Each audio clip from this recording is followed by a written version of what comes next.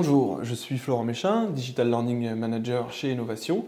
Et dans cette petite vidéo, je vais vous montrer un cas concret d'un utilisateur dans une entreprise, une utilisatrice en l'occurrence, qui est manager et qui doit suivre un parcours de formation sur la gestion de projet. Alors je suis connecté là sous le nom de mon utilisatrice qui s'appelle Solène, donc qui a reçu ses identifiants pour se connecter à la plateforme Moodle par mail et qui va donc aller sur ici mes cours, hein, qui peut aussi s'appeler mes formations, je le rappelle, on peut changer le nom des boutons, et qui trouve de façon automatique son cours fondamentaux de la gestion de projet auquel on l'a inscrite. Donc elle rentre dans son cours. Et ici dans la formation commence par un test de positionnement que Solène doit faire pour démarrer le parcours. Donc elle démarre le test, elle fait ici son test de positionnement. Hop, elle envoie ses résultats et son activité passe en terminé.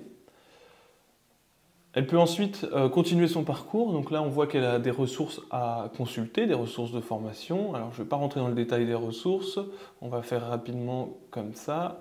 Le fait qu'elle consulte les ressources une à une. Voilà, je vais rafraîchir la page pour voir que son parcours a bien suivi. Elle a réalisé 80% de sa formation et elle a donc son petit test final qui s'est déverrouillé. Et ce test final, en fait, va débloquer son attestation de formation. Il va falloir qu'elle obtienne une note de 5 sur 10, donc la moyenne au test final, pour obtenir derrière automatiquement son attestation. Donc quand Solène est prête, elle réalise son test. Hop. Elle obtient une note qui là est parfaite, donc elle a eu 10 sur 10 à son test. De fait, elle a maintenant son attestation qui est disponible, elle va pouvoir ici visualiser son certificat et télécharger son attestation. Alors, cette attestation là, elle est très générique, celle-ci pour l'exemple, mais elle est customisable totalement, hein, le fond, les logos, les signatures. On a d'ailleurs la possibilité de mettre un QR code pour que les personnes puissent vérifier la validité du certificat directement par Moodle. Ça, c'est du côté utilisateur, donc un parcours un peu typique. Maintenant, je vais vous montrer comment ça s'est passé du côté administrateur du site pour que toute cette mécanique se mette en place automatiquement pour les utilisateurs. Alors d'abord, hop, je change de perspective, je suis arrivé maintenant sur la même plateforme en tant qu'administrateur. Alors d'abord, il a fallu créer le compte de Solène. Donc moi je l'ai créé manuellement. On peut très bien imaginer que le compte soit généré par un annuaire que vous auriez dans votre organisation. Et en fait j'ai utilisé une fonction qui s'appelle champ de profil additionnel, donc, qui se trouve ici dans l'administration du site. J'ai utilisé champ de profil ici, vous voyez, pour ajouter un champ de profil qui s'appelle fonction, qui me permet de renseigner la fonction de mes utilisateurs. Moodle, par défaut, ne propose pas un champ de profil fonction, donc j'ai d'abord créé ce champ de profil. Ensuite, qu'est-ce que j'ai fait? J'ai créé mon utilisatrice ici manuellement, donc en remplissant tous ces champs, et j'ai indiqué ici, dans le champ additionnel que j'ai créé, le fait qu'elle était manager. Donc, comme ça, Moodle sait que cette personne est manager. L'étape d'après a été de créer ce qu'on appelle une cohorte. Donc une cohorte sur Moodle, c'est un regroupement d'utilisateurs au niveau système, d'utilisateurs qui ont une même caractéristique et qui vont devoir accéder au même cours. Donc je suis allé ici dans les utilisateurs, dans la fonction cohorte, et j'ai créé une cohorte qui s'appelle manager, qui va regrouper tous les managers de ma plateforme grâce au champ de profil additionnel qu'on vient de renseigner. Dernière étape par rapport à cette cohorte, il va falloir que les utilisateurs soient automatiquement assignés à cette cohorte. Je ne vais pas m'amuser à aller les mettre à la main. Donc ça, on va pouvoir l'automatiser aussi grâce à un petit plugin qu'il faut installer sur sa plateforme qui s'appelle Cohorte Dynamique et qui est très très bien fait, qui va permettre de mettre des règles d'automatisation en place.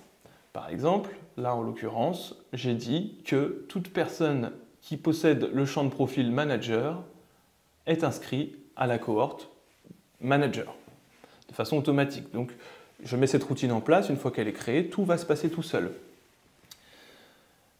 Enfin, donc là on était au niveau système. Au niveau de mon cours maintenant, donc c'est ce cours-là, fondamentaux de la gestion de projet, activé une méthode d'inscription qui s'appelle l'inscription par synchronisation de cohorte. C'est-à-dire que j'inscris plus les personnes une à une, je synchronise une cohorte du système avec mon cours.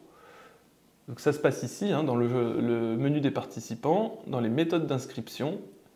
Donc il faut ici choisir d'ajouter une synchronisation de cohorte. Là on voit celle que j'ai créée, où je dis simplement à Moodle, toute personne qui est dans la cohorte manager doit accéder à ce cours.